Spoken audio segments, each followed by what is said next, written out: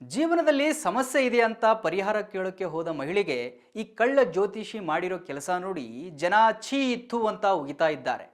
ಕಾಮಿಷ್ಟ ಮೋಹನ್ ಮಾಡಿರುವ ಈ ನೀಚ ಕೆಲಸಕ್ಕೆ ನ್ಯಾಯ ಕೊಡಿಸಿ ಅಂತ ಮಹಿಳೆ ಅಂಗಲಾಚಿದ್ದಾಳೆ.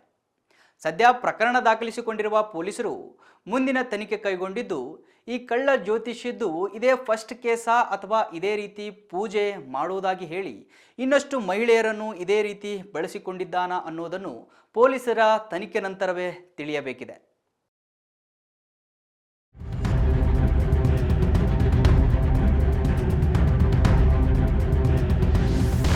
ವೀಕ್ಷಕರೇ, ಪೂಜೆ ನೆಪದಲ್ಲಿ ಮಹಿಳೆ ಮೇಲೆ ಅತ್ಯಾಚಾರ ಮಾಡಿರುವ ಆರೋಪ ಕೇಳಿ ಬಂದಿದೆ.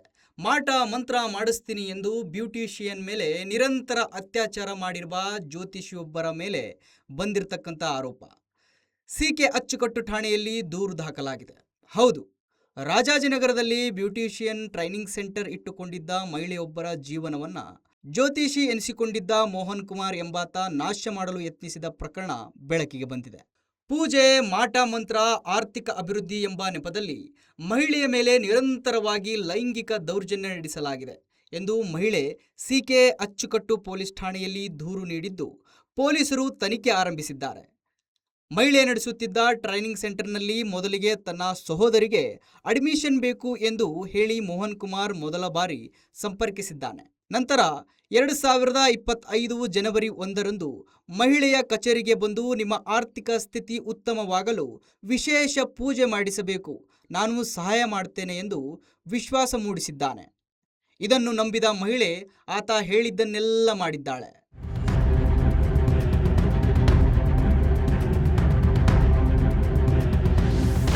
ಮೊದಲಿಗೆ ಜನವರಿ 30ರಂದು ರಾಮನಗರದ ಪಿರಮಿಡ್ ವ್ಯಾಲಿಗೆ ಪೂಜೆ ನೆಪದಲ್ಲಿ ಕರೆದುಕೊಂಡು ಹೋಗಿದ್ದಾನೆ.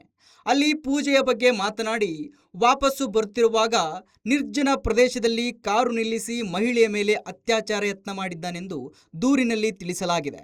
ಮಹಿಳೆ ವಿರೋಧ ಮಾಡಿದ್ದರಿಂದ ಅವನ ಯತ್ನ ವಿಫಲವಾಗಿದೆ. ಆಕೆಯನ್ನು ವಾಪಸ್ಸು ಬಿಟ್ಟು ಹೋಗಿದ್ದಾನೆ.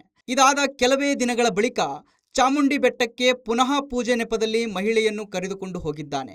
ಈ ಬಾರಿ ವಾಪಸ್ಸು ಬರುತ್ತಿರುವಾಗ ಕಾರಿನಲ್ಲೇ ಮಹಿಳೆಯ ಮೇಲೆ ಲೈಂಗಿಕ ದೌರ್ಜನ್ಯ ನಡೆಸಿದ್ದಾನೆಂಬ ಆರೋಪ ಇದೆ.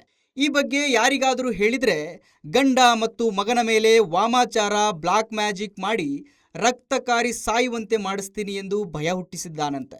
ಗಂಡ ಮಗನ ಪ್ರಾಣದ ಭಯದಿಂದ ಮಹಿಳೆ ಯಾರಿಗೂ ವಿಷಯ ತಿಳಿಸದೆ ಮೌನವಾಗಿದ್ದಾಳೆ.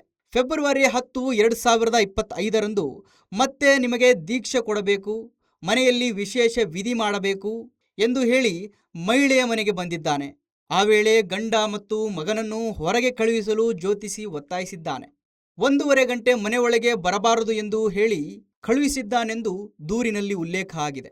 ಮನೆಯಲ್ಲಿ ಒಬ್ಬಳೇ ಇದ್ದ ಮಹಿಳೆಯ ಕೈಕಾಲು ಮುಟ್ಟುತ್ತಾ ಸಹಕರಿಸದಿದ್ದರೆ ಗಂಡ ಮಕ್ಕಳನ್ನು ಕೊಲೆ ಮಾಡುವಂತೆ ಬೆದರಿಕೆ ಹಾಕಿ ಲೈಂಗಿಕ ದೌರ್ಜನ್ಯ ನಡೆಸಿದ್ದಾನೆ ಎಂದು ಮಹಿಳೆ ಆರೋಪಿಸಿದ್ದಾಳೆ.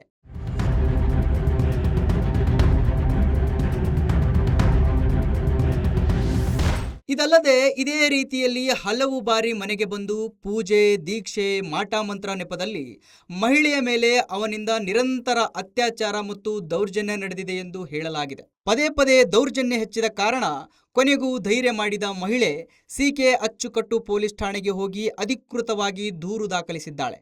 ಮಹಿಳೆಯ ದೂರು ಆಧಾರದ ಮೇಲೆ ಜ್ಯೋತಿಷಿ ಮೋಹನ್ ಕುಮಾರ್ ವಿರುದ್ಧ ಅತ್ಯಾಚಾರ, ಬೆದರಿಕೆ ಮತ್ತು ವಾಮಾಚಾರ ಹೆಸರಿನಲ್ಲಿ ಮಾನಸಿಕ ಹಿಂಸೆ ನೀಡಿದ ಪ್ರಕರಣ ದಾಖಲಾಗಿದ್ದು, ಪೊಲೀಸರು ತನಿಖೆ ಆರಂಭಿಸಿದ್ದಾರೆ. ಪ್ರಕರಣ ದಾಖಲಾಗ್ತಿದ್ದಂತೆ ಆರೋಪಿ ತಲೆಮರೆಸಿಕೊಂಡಿದ್ದಾನೆ ಎಂದು ತಿಳಿದು ಬಂದಿದೆ.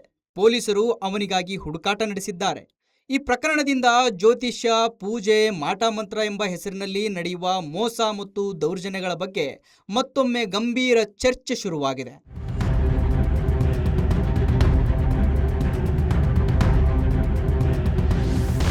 ನೋಡಿದ್ರಲ್ಲ ಕಳ್ಳ ಜ್ಯೋತಿಷಿ ಮಾಡಿರುವ ಕೆಲಸ.